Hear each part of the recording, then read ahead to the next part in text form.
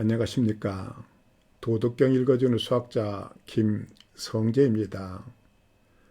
본 42장은 일기연 문장 조각들의 모임 같아서 무엇을 말하려는지 쉽게 알아차릴 수가 없습니다. 그래서 학자들의 여러 해설이 존재합니다. 그 이유는 요 첫 두 행의 이해가 다르기 때문에 그래요.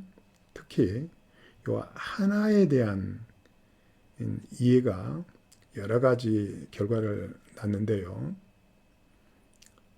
지난 제40장에서 하나는 만물의 참된 본성이라고 했습니다. 우주에서의 하나는 중력인데요. 만유인력이죠. 만유인력에 의해서 별이 생성되고 늙고 죽는 순환을 합니다. 그래서 하나는 만물의 생성 순환의 원동력입니다. 다시 말씀드려서 하나는 만물의 참된 본성이며 동시에 기운입니다. 본 42장에서 우리는 도의 기운이 만물의 참된 본성이 된다는 것을 엿볼 수 있게 될 것입니다. 먼저 원문과 번역을 볼까요? 도생일, 일생이, 이생삼, 삼생 만물. 도는 하나를 낳고 하나는 둘을 낳고 둘은 셋을 낳고 셋은 만물을 낳는다. 만물 부임이 포양, 충기 유하.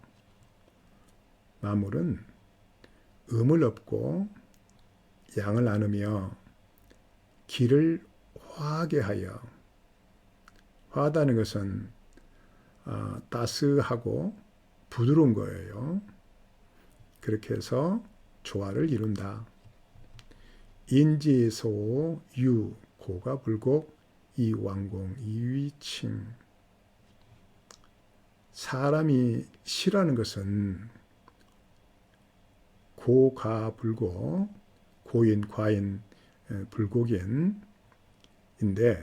왕이 호칭으로 삼았다.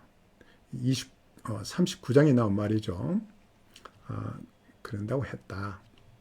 고물 혹 손지익 혹 익지손. 자고로 만물은 혹 덜어도 더해지고 혹 더해도 덜어진다. 인지소교 아역교직 강량자 부득기사. 사람이 본받는 바를 나 또한 본받는데 강량자, 강하고 억센 자는 그 죽음을 얻지 못한다. 제명에 죽지 못한다는 것이다. 오 장의위 교부. 나는 가르침의 근간으로 삼는다. 요 위에 있는 말들을 가르침의 근간으로 삼겠다라는 것이겠죠. 자, 이렇게 번역만 하고 나면 이게 무슨 말을 하는지 알 수가 없습니다. 그래서 이제 요 일령에 대한 이해가 필요하게 되는데요. 이 중요한 역할을 합니다.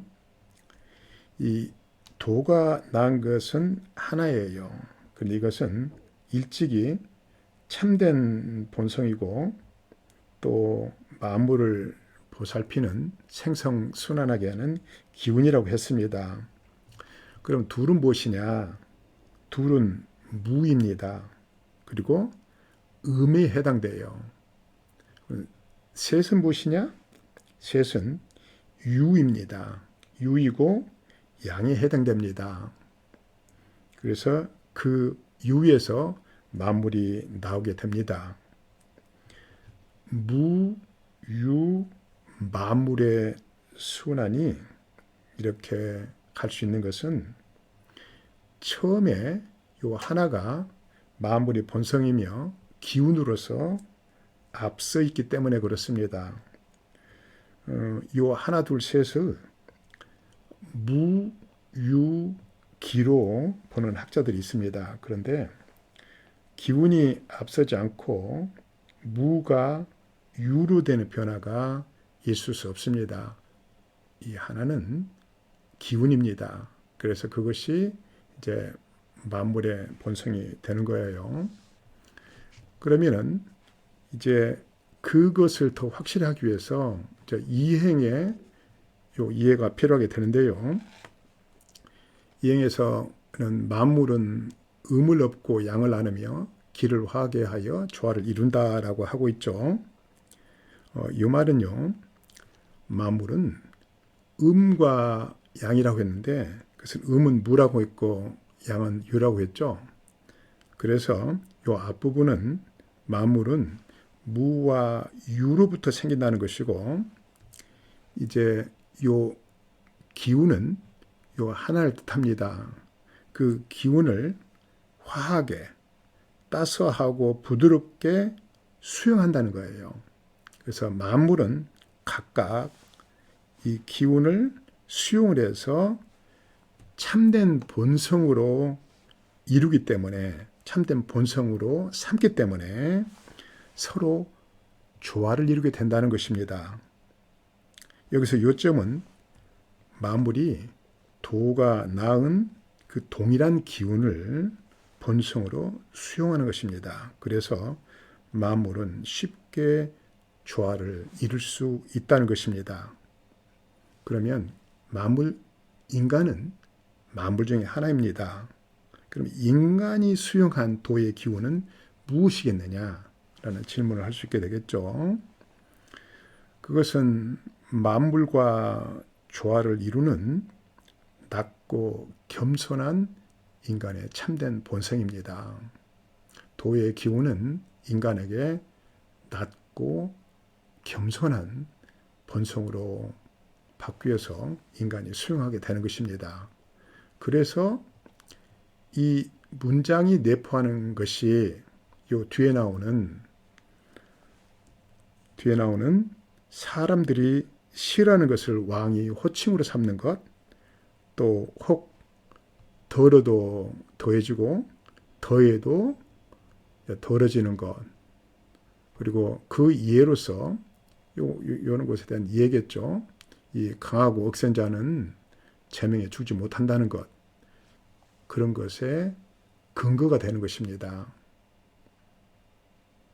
그래서 고러한 근거는 결론적으로 무의지사를 이 실천으로 또 꼭 지켜야 될 것으로 이제 내세우게 되는 그런 근거가 되는 것입니다. 그래서 여기 요지는 무의지사의 근거를 이야기할 뿐만 아니라 또한 적당한 부분에 실천 사항을 포함하고 있습니다. 그리고 이 부분이 말하는 것은 도의 기는 그게 하나인데요. 그것이 만물의 참된 본성이 된다는 것입니다. 그렇게 이해를 하시면 요 42장이 하나같이 보이죠. 사람이 건강하고 평안하게 살아가기 위해서는 몸엔 영양이 공급되어야 하고 마음엔 건전한 생각과 믿음이 자리해야 합니다. 하지만 영양이 넘치면 비만을 가져오고 생각이 남으면 망상과 근심, 걱정이 찾아오기 십상이죠.